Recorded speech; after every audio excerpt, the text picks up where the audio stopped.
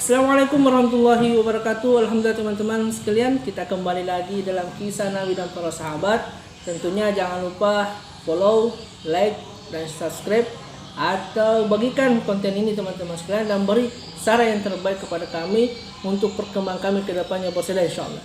Teman-teman sekalian, satu sahabat dari kaum Ansar teman-teman sekalian yang bernama Salabah bin Abdurrahman ini telah memeluk agama Islam, taat kepada Nabi SAW. Barisan tersebut membela agama daripada agama Allah Subhanahu wa taala, mengikuti perintah Allah Subhanahu wa taala, sunnah Nabi sallallahu alaihi wasallam. Maka teman-teman sekalian, satu ketika Salabah ini diperintah oleh Nabi SAW untuk menjalankan satu tugas. Namun dalam perjalanannya menjalankan tugas ini, maka tidak sengaja melihat seorang wanita yang sedang mandi. Maka perasaan takut yang iman yang menghujat dalam hatinya, maka timbullah perasaan takut dalam hatinya, merasa betul-betul berdosa kepada Allah Subhanahu wa taala karena tidak sengaja melihat daripada wanita yang sedang mandi. Maka teman-teman sekalian, karena dosa yang telah begitu besar dia rasakan dalam hatinya, maka dia mengasingkan diri di luar pada Madinah. Dalam satu riwayat antara Mekah dan Madinah ini ada sebuah gunung, maka di sanalah dia mengasingkan diri buat teman-teman sekalian selama 40 hari. 40 hari ini teman-teman sekalian, dia mengasingkan diri, tidak jumpa dengan Nabi, tidak duduk dalam majlis Rasulullah SAW. Maka turunlah perintah Allah Subhanahu wa taala memberi kabar lewat Jibril alaihissalam bahwasanya ada seorang sahabat, seorang daripada hamba Allah Subhanahu wa taala yang sekarang ini telah meminta tobat perlindungan kepada aku. Maka teman-teman sekalian, diberi kabar oleh Jibril alaihissalam mengenal perintah tersebut teman-teman sekalian mengenai keadaan Salabah. Maka Rasulullah alaihi wasallam menyuruh dua sahabat itu Umar dan Salman Al-Farisi radhiyallahu anhuma untuk mencari daripada Salabah ini teman-teman sekalian. Dicari di dalam Madinah, tidak jumpa-jumpa, maka dicari di luar Madinah. Dicari di luar Madinah sebagaimana petunjuk Jibril alaihi salam di sebuah gunung antara Mekah dan Madinah. Maka dalam perjalanannya Umar kemudian dan Salman ini menuju ke gunung tersebut. Di perjalanan itu ketemu seorang pengembala domba. Kemudian diberitahulah pengembala domba ini mengenai ciri-ciri Salabah tadi. Maka pengembala domba tadi ini mengatakan betul. Di bukit ini ada seorang yang telah meminta ampun kepada Allah Ta'ala. Setiap malam dia menangis, meratapi dirinya, meratapi kesalahan-kesalahannya. Kalau mau jumpa katanya, kalau mau jumpa dengan dia, maka malam kau datang ke sini, kau akan jumpa dia akan berkumpul dengan kamu. Teman-teman sekalian, maka Umar dan Salman ini telah menunggu kedatangan daripada Salabah. Ketika malam tiba, keluarlah Salabah dari tempat persembunyiannya. Setelah itu teman-teman sekalian, maka Umar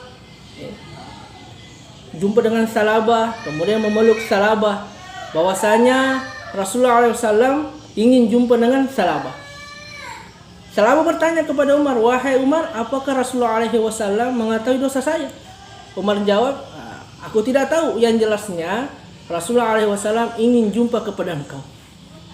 Maka teman-teman sekalian, ketika kabar ini datang kepada Salabah, maka hatinya semakin guncang karena siapa tahu Rasulullah SAW telah menetapkan hukum kepada dia lewat kabar dari Allah Subhanahu wa taala yang dibawa oleh Jibril alaihissalam, atau bagaimana. Yang jelasnya Nabi SAW ingin jumpa dengan Salabah. Teman-teman sekalian, ketika kabar tersebut datang kepada Salabah, Salabah katakan, wahai Umar, wahai Salman, bawa saya kepada Nabi SAW ketika beliau dalam sholat. Maka di Madinah, Nabi SAW sholat di Masjid Madinah teman-teman sekalian bersama dengan sahabat. Maka dua orang tadi sahabat ini, Umar dan Salman ini, membawa Salawat teman-teman sekalian.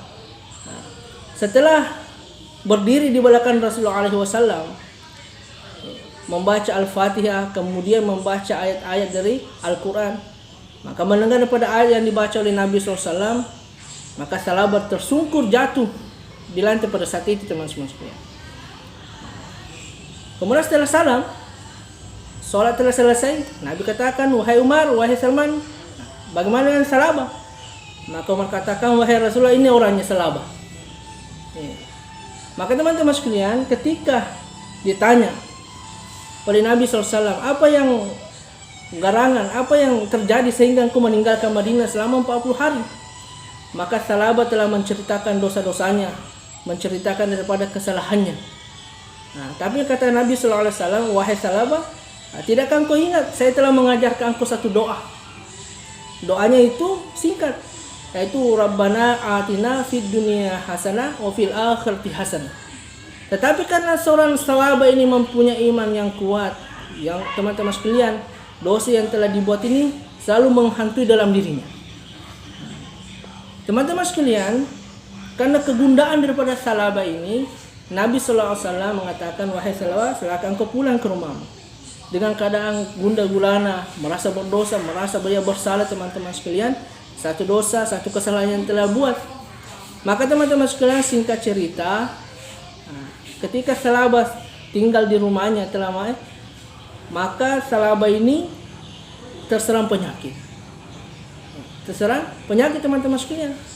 Maka datanglah Salman memberitahu kepada Nabi SAW, ya Rasulullah, apakah engkau masih ingat dengan Salabah yang pada waktu itu?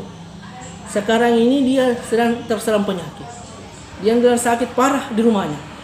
Maka bergeser Nabi SAW datang menjumpai Salabah.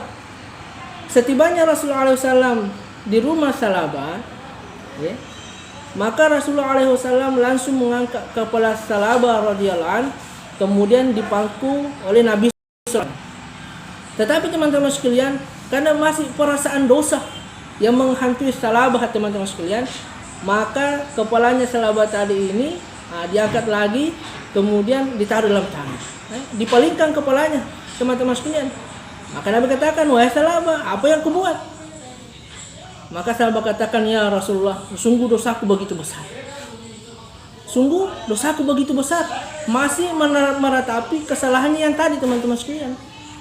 Maka dengan begini teman-teman sekalian, Nabi SAW dengan penyakit yang ada pada diri Salabah ini yang membuat dia telah meninggal dunia.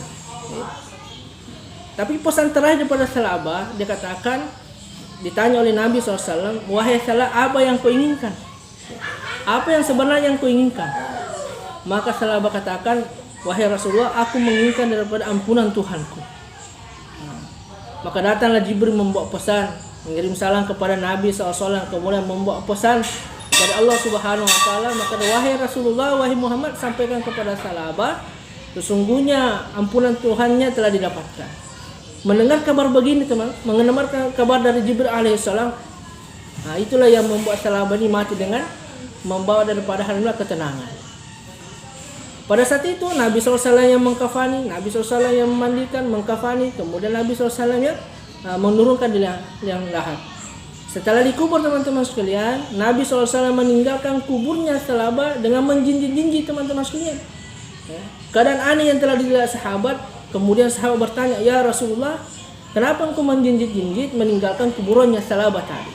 Maka Nabi katakan, wahai seluruh sahabatku, dengarkan, sesungguhnya hari ini Salabah telah disiarai begitu banyak daripada malaikat sehingga saya menjinjing-jinjing meninggalkan kuburnya Salabah. Masya Allah. Begitulah teman-teman sekalian, kisah seorang sahabat Ansor yang begitu takut dengan satu dosa yang telah dia buat. Itu pun tidak sengaja.